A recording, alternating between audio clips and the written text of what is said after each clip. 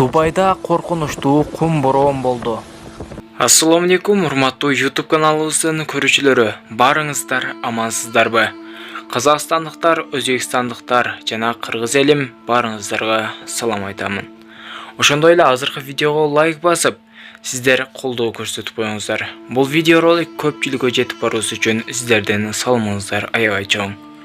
Жана каналыбыздагы эң туура жазылуучуларыбыздын катарына кошулуп, подписаться деген кнопканы басып, жандагы коңгурочондо баса кетиңиздер.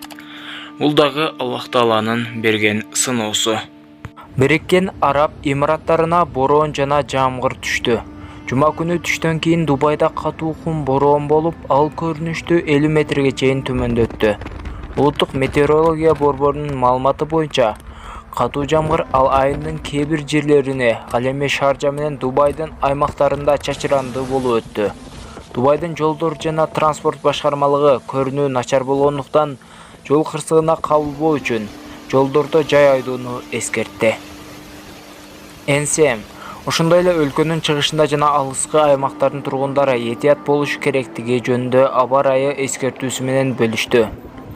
Катуу жамгыр жана катуу шамал микро көзөнөктүүлүккө байланыштуу горизонталдык көрүнүштү азайтат. Алсыз структуралар, анын ичинде бак-дарактар шамалдын кесепетинен коркунучтуу болуп калышы мүмкүн деп айтылат НСМдин эскертүүсүндө. НСМ конвективдүү булуттар жана кум бороон үчүн жума күнү түштөн кийин кызыл, кызгыл сары жана саргыч метеорологиялык эскертүүлөрдү берди.